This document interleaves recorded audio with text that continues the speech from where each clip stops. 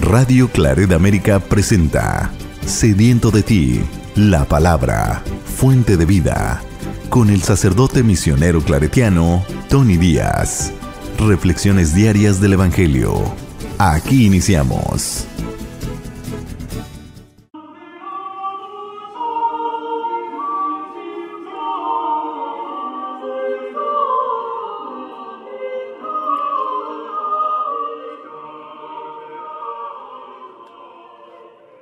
Bienvenidos, hermanos, a nuestras reflexiones bíblicas de las lecturas del día. Hoy es jueves de la 10ª semana del tiempo ordinario. La primera lectura de hoy viene del primer libro de Reyes, capítulo 18, versículos 41 al 46. En aquellos días dijo Elías a Ahab: «Vete a comer y a beber, pues ya se oye el ruido de la lluvia». Ahab se fue a comer y a beber. Elías, mientras tanto, subió a la cumbre del monte Carmelo, se arrodilló y con su cabeza tocó la tierra. Entonces le dijo a su criado: «Ve a divisar el mar». El criado fue a ver y le dijo: «No se ve nada». Elías insistió: «Ve otra vez». El criado volvió 7 veces y a la 7ª le dijo: «Una nubecilla como la palma de la mano sube del mar». Entonces Elías le dijo: «Ve a decirle a Ahab que enganche su carro y se vaya para que no lo detenga la lluvia». Y en un instante el cielo se oscureció de nubes, empezó a soplar el viento y cayó un fuerte aguacero. Ahab montó en su carro y se fue a Jezreel. Y Elías, por inspiración y con la fuerza del Señor, se ciñó la túnica y fue corriendo delante del carro de Ahab hasta la entrada de Jezreel. Palabra de Dios. El salmo responsorial es el Salmo 64 y el responsorio es: «Señor, danos siempre de tu agua». Señor, danos siempre de tu agua. Señor, tú cuidas de la tierra, la riegas y la colmas de riquezas. Las nubes del Señor van por los campos, rebosantes de agua como acequias.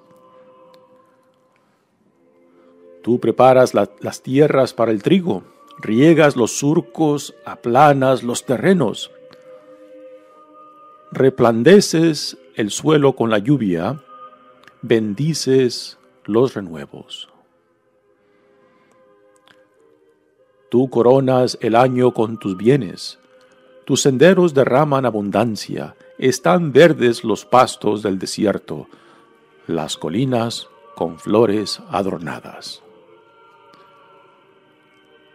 Los prados se visten de rebaños, de trigales los valles se engalanan. Todo aclama al Señor, todo la canta. Señor, danos siempre de tu agua. El Evangelio de hoy viene de Mateos capítulo 5, versículos 20 al 26. En aquel tiempo Jesús dijo a sus discípulos: «Les aseguro que si su justicia no es mayor que la de los escribas y fariseos, ciertamente no entrarán ustedes en el reino de los cielos. Han oído ustedes que se dijo a los antiguos: no matarás, y el que mate será llevado ante el tribunal. Pero yo les digo: todo el que se enoje con su hermano será llevado también ante el tribunal. El que insulte a su hermano será llevado ante el tribunal supremo, y el que lo desprecie será llevado al fuego del lugar de castigo. Por lo tanto, si cuando vas a poner tu ofrenda sobre el altar, te acuerdas allí mismo de que tu hermano tiene alguna queja contra ti, deja tu ofrenda junto al altar y ve primero a reconciliarte con tu hermano. y vuelve luego a presentar la ofrenda. Arréglate pronto con tu adversario mientras vas con él por el camino, no sea que te entregue al juez, el juez a la policía y te metan a la cárcel. Te aseguro que no saldrás de allí hasta que no hayas pagado el último centavo. Palabra del Señor.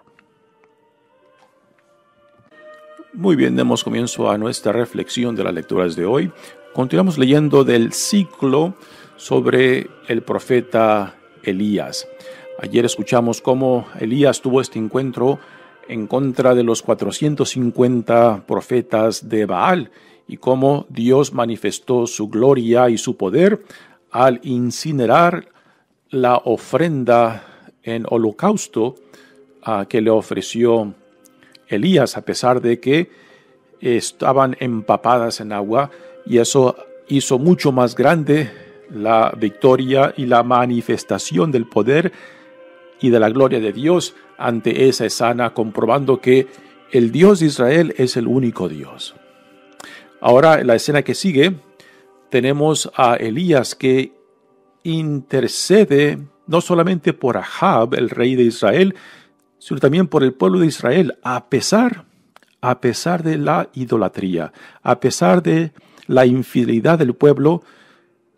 Tenemos a Dios que por medio de Elías está manifestando que Dios quiere lo mejor, desea lo mejor para su pueblo, desea lo mejor para nosotros, y que a pesar de nosotros mismos, Dios constantemente viene a nosotros. Aun cuando le damos la espalda, Él no nos da la espalda.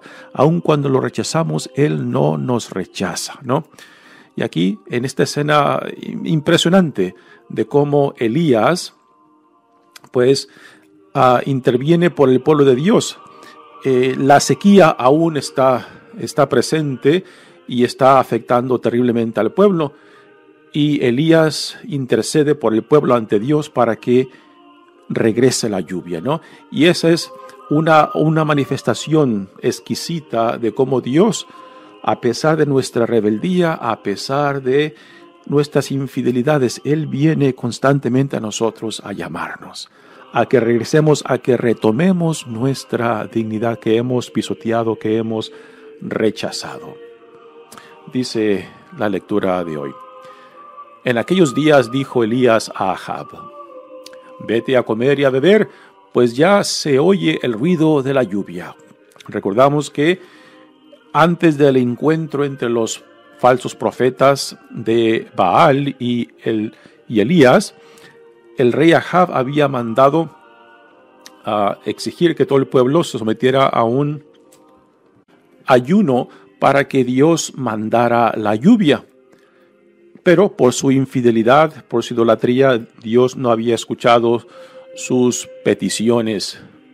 Y ahora es Elías quien intercede por este pueblo rebelde para que Dios mande la lluvia y acabe con esa sequía. Dice, Ahab se fue a comer y a beber.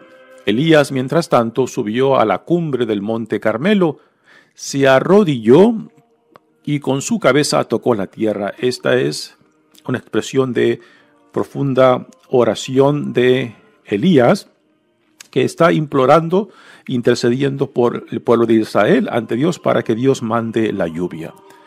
Entonces le dijo Elías a su criado: ve a divisar el mar. Están en el monte Carmelo, y Elías, estando en oración, le dice a su siervo que vaya y vea hacia el oeste, o sea, hacia el mar Mediterráneo, de donde vienen las lluvias en toda esa región. Y el siervo le dice, fue y le dijo, no se ve nada. Elías insistió, ve otra vez. Y el criado volvió 7 veces. Recordamos aquí, los números son muy simbólicos en la Sagrada Escritura, particularmente el número 7 es un símbolo de la perfección. Así que cuando dice que el criado volvió 7 veces, y que en la 7ª vez ya empieza a ver la nubecilla, es símbolo de la perfección, de que en el número 7 Dios lleva a cabo lo que Elías pide en oración, en intercesión por el pueblo de Israel. Recordamos también la escena de cuando Naamán, el general del imperio sirio, que era leproso y que por intervención de una joven judía que era sierva de la esposa, le dice que vaya a Israel y visite al profeta Eliseo. Y Naamán se pone en camino, y cuando finalmente Naamán llega a la casa del profeta Eliseo, le dice que vaya y se bañe 7 veces en el río Jordán. Y aunque Naamán resiste las órdenes sencillísimas que le da el profeta Eliseo, a últimas accede cuando el siervo, otro siervo de Naamán, le dice: mi señor, si te hubiera dicho que hicieras algo exagerado, algo difícil, lo harías. ¿Y por qué no hacer esto? Que es tan fácil, que te pide que vaya y te bañes 7 veces en el río Jordán, ¿no? Y el número 7, símbolo también de perfección. Y cuando Naamán finalmente acepta lo que le dice el profeta Eliseo, va y se baña 7 veces y su piel queda limpia como la de un bebé, nos dice, ¿no? Así que el número 7 es un número simbólico. En el Nuevo Testamento varias veces sale este número, particularmente en el Evangelio de Juan. Por ejemplo, son 7 señales, 7 milagros que Jesús hace. Así que cuando los números aparecen en la Biblia, ya podemos pensar que son símbolos de algo más, apuntan a algo más. Aquí el número 7 apunta a la perfección de Dios. El criado se fue a ver y le dijo: no se ve nada. Elías insistió: ve otra vez. El criado volvió 7 veces y a la 7ª le dijo: una nubecilla como la palma de la mano sube del mar. Y esta es la nube que viene del mar Mediterráneo, de donde vienen las lluvias en toda esta región. Entonces Elías le dijo: ve a decirle a Ahab que enganche su carro y se vaya, para que no lo detenga la lluvia. Y esta lluvia es la lluvia que acabará con la sequía que ya por varios años está impactando toda esa región. Y en un instante el cielo se oscureció de nubes, empezó a soplar el viento y cayó un fuerte aguacero. Así que Dios responde a la oración, a la intervención de Elías, y da fin a la sequía que está impactando a toda esa región. Y no fue el ayuno que promovió Ahab, no fueron los falsos profetas, sino fue la intervención de Elías en nombre del Dios de Israel que hizo posible de que la sequía llegara a su fin.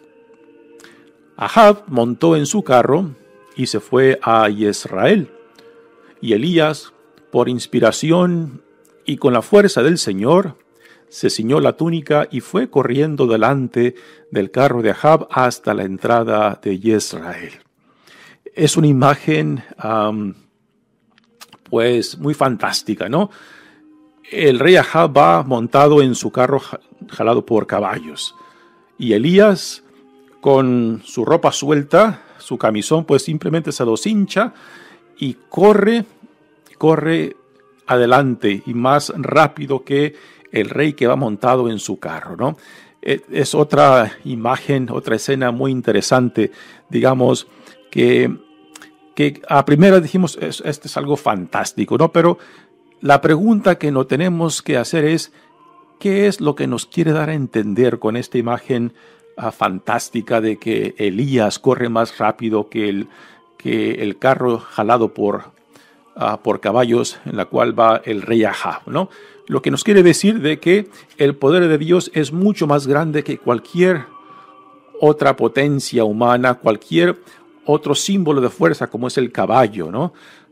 Y aquí es lo que nos quiere dar a entender, ¿no? Y el hecho de que Elías corra y llegue más pronto que el rey Ahab nos quiere entender de que el rey Ahab, siendo el líder de Israel, el líder que debe de ser un guía para el pueblo de Israel, aún tiene mucho que aprender, aún tiene mucho que conocer, para poder ser ese líder que Dios quiere que sea, como rey de Israel, ¿no?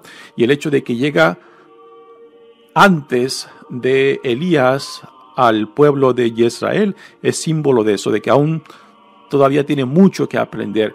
Aún el rey Ahab está dominado por su esposa, Jezabel, quien ha introducido el culto a los Baales, quien ha alejado al pueblo de Israel de su Dios y que ha dividido el corazón del pueblo de Israel. Y Dios, por medio del profeta Elías, llama a Israel a que regrese al único Dios, a que sane su corazón, a que sane esa división y que sea un pueblo que solamente tenga al único Dios en sus vidas. Muy bien, pasemos ahora a la lectura de hoy. Ayer escuchamos de cómo Jesús dice de que Él no ha venido a abolir la ley, sino a llevarla a la perfección. Y ahora empezamos a leer 6 ejemplos que Jesús nos da acerca de qué es lo que entiende Él por llevar la ley a la perfección. Pero antes de entrar propiamente a la lectura de hoy, permítame que les comparta un comentario que viene de la Biblia de nuestro pueblo, de Luis Alonso Schockel. Tiene un comentario, yo creo, muy acertado de esta sección del Sermón de la Montaña, donde Jesús empieza a dar estos 6 ejemplos de cómo Él viene a perfeccionar la ley. Y los 6 ejemplos son en respecto a la ofensa, al adulterio, divorcio, juramentos, venganza y el amor al prójimo y al enemigo. Esos son los 6 ejemplos que Jesús utiliza, utilizando esa táctica de contraposiciones y de antítesis, donde Él cita lo que la ley dice y después Él responde con, pero yo les digo, ¿no? La antítesis a lo que Él nos quiera dar a entender por plenitud. Y dice el comentario de Luis Alonso Schockel al comenzar de esta sección, dice: Jesús expone su postura frente a la ley, la Torá, primero en términos genéricos, incluyendo toda la escritura, en la consabida fórmula de ley y profetas. Después, en una serie de 6 contraposiciones agudamente perfiladas, encabezadas por las famosas antítesis de Mateo, han oído que se dijo, pues yo les digo. Jesús habla con una autoridad que está por encima de la legislación antigua. Jesús reconduce los mandamientos a su raíz y a su objetivo último: el servicio a la vida, a la justicia, al amor, a la verdad. No opone la ley antigua una nueva ley, sino que la transforma y la lleva hacia una radicalidad sin precedentes, rompiendo todos los moldes y criterios que han dado origen a cualquier legislación humana. En él han dado origen a en el centro de esa parte del Sermón del Monte está el respeto sagrado a la persona y la denuncia contra todo aquello que, aún camuflado de artificio legal, atente contra la dignidad del hombre y de la mujer. Pero es, sobre todo, en las 2 últimas antítesis donde se aparece toda la revolucionaria novedad del mensaje de Jesús: el no rotundo a la ley del talión, ojo por ojo, diente por diente. ¿No sería utopía una sociedad sin esta ley? En realidad, la ley del talión ha existido en todas las culturas, no solo en la bíblica, como mecanismo para que la sociedad no se disuelva en el caos de una violencia indiscriminada.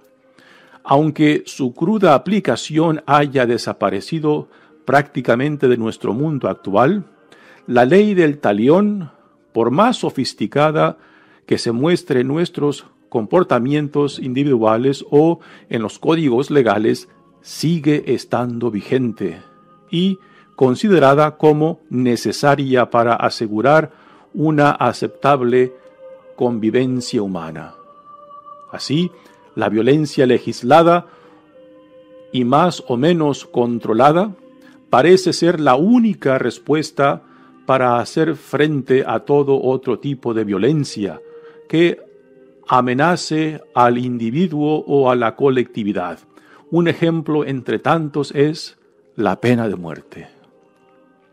Jesús propone la subversión de este principio porque corrompe las relaciones de las personas entre sí y con Dios. Este cambio radical solo podrá partir de la fuerza creadora del amor y será la única respuesta que pondrá fin a toda violencia. No solo se trata de una no violencia pasiva. Por ejemplo, no opongan resistencia al que les hace el mal, sino activa también. Pues yo les digo, amen a sus enemigos, oren por sus perseguidores. Esta es la utopía evangélica que propone el Sermón del Monte. El amor a todos, sin condiciones, tal y como es el amor de su Padre del cielo, que hace salir su sol sobre malos y buenos y hace llover sobre justos e injustos. El amor no tiene límites, como no tiene límite la perfección a la que el creyente tiene que aspirar. Sean perfectos como es perfecto el Padre de ustedes que está en el cielo. Imitando de esta manera a Dios, podremos crear una sociedad justa radicalmente nueva. Este es parte del comentario que da Luis Alonso Schöckel en esta sección. Muy bien, pues entremos ahora al Evangelio que cubre una de estas 6 presentaciones de Jesús en torno a qué es lo que Él nos da a entender por llevar a la plenitud la ley mosaica. En aquel tiempo Jesús dijo a sus discípulos: les aseguro que si su justicia no es mayor que la de los escribas y fariseos, ciertamente no entrarán ustedes en el reino de Dios. Nuevamente, un recordatorio de que aquí Jesús, cuando habla de los escribas y fariseos, no es porque eran de lo peor de la comunidad judía de aquel entonces. Todo lo contrario, eran de lo mejor. Eran los que más asentados estaban tanto en la Sagrada Escritura como en la tradición. Y que ellos, a pesar de su fidelidad a la Sagrada Escritura, a la tradición profética y también a los comentarios de los rabinos en la historia del pueblo, pues aún quedaban muy cortos porque habían reducido la fidelidad a la expresión externa de los mandamientos y no necesariamente a llevar al individuo a la fuente y raíz de la vida a la cual Dios nos llama, a la integridad de vida. Y es aquí a donde Jesús lleva la ley para darle plenitud, para darle perfección. Y aquí nos pone el primero de los 6 ejemplos en respecto a la ofensa, pero aquí en respecto a la ofensa ya drástica, pues el de no matarás, ¿no? Dice: han oído ustedes que se dijo a los antiguos, no matarás, y el que mate será llevado ante el tribunal. Esto es lo que el mandamiento en torno a la muerte, y aquí está hablando no de la muerte accidental, sino está la muerte homicidio, cuando uno, ya sea por meditación, por contemplación de causar la muerte, causar el daño, ¿no?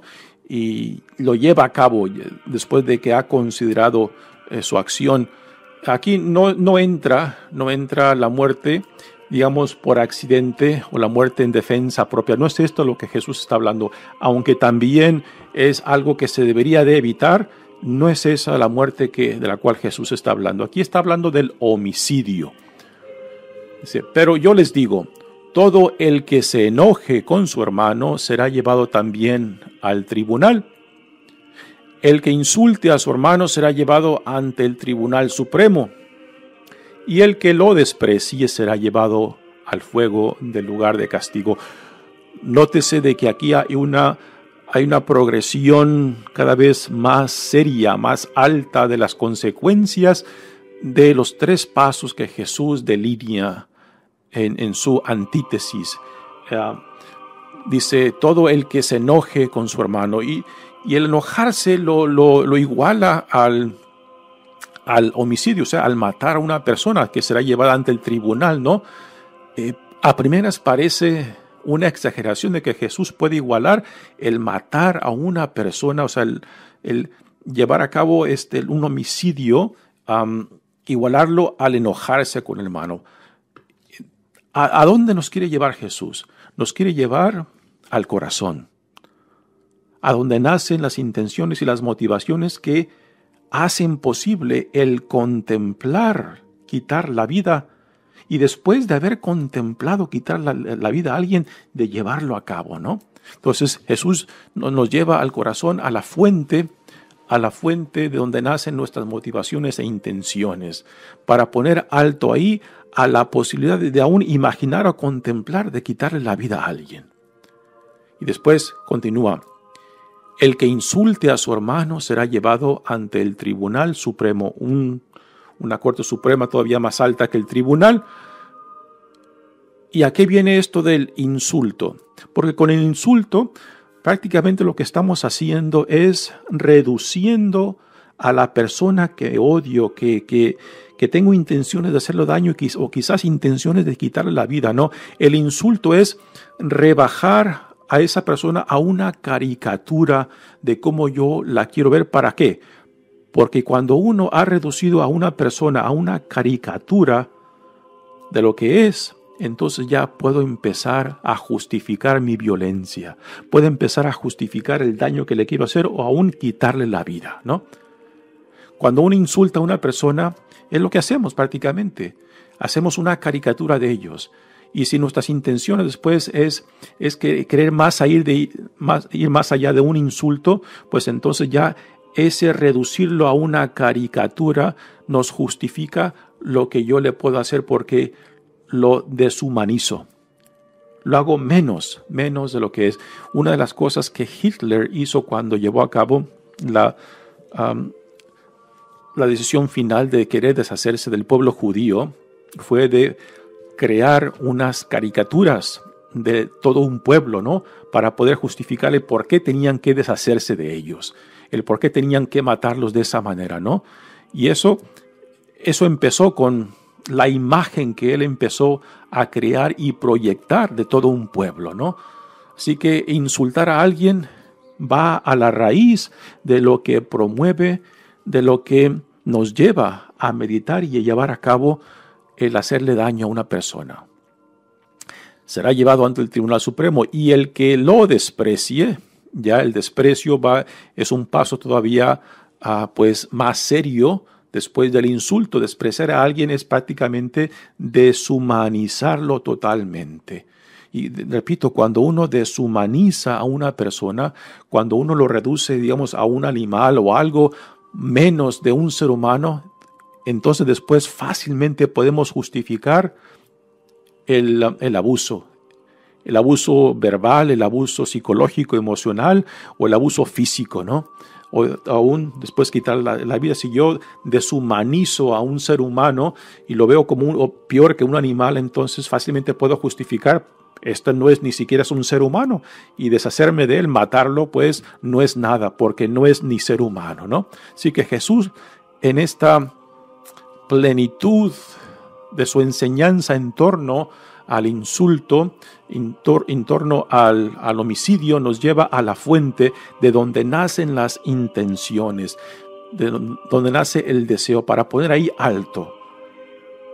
Si verdaderamente dejáramos de que la gracia de Dios, el Espíritu de Dios, o si nos tomáramos en serio esto que Jesús nos enseña, yo creo que no solamente una persona diferente seríamos, una familia diferente tendríamos y una sociedad diferente tendríamos. Continúa Jesús diciendo: por lo tanto, si cuando vas a poner tu ofrenda sobre el altar, te acuerdas allí mismo de que tu hermano tiene alguna queja contra ti, deja la ofrenda junto al altar y ve primero a reconciliarte con tu hermano y vuelve luego a presentar tu ofrenda. ¿Qué nos quiere decir Jesús con esto, no? Que toda religiosidad es insignificante si no te lleva a transformar tu persona, tu corazón. Si no nos ayuda a ser personas íntegras y que nuestra religiosidad nos lleve a la hermandad, nos lleve a la solidaridad, nos lleve al amor, a la compasión, a la justicia de Dios. Si todo lo que hacemos religiosamente no nos lleva a esto, entonces nuestra religiosidad no toca de pies a tierra, no tiene nada que ver con el Evangelio, no tiene nada que ver con lo que profesamos que somos cuando nos ponemos el nombre de cristiano. Así que Jesús aquí nos lleva a la fuente de lo que nos mueve, de nuestras motivaciones a hacer, a pensar y a tratar a otros. En esto consiste la plenitud de la cual Jesús nos comparte, de ir al corazón, a la integridad de la persona y a la hermandad a la cual nuestra religiosidad nos tiene que llevar. Mi nombre es Padre Tony Díaz, misionero claretiano. Que Dios los bendiga. Radio Claret América presentó Sediento de ti, la palabra. Fuente de vida. Sus comentarios son importantes. Contáctenos en radioclaretamerica@gmail.com.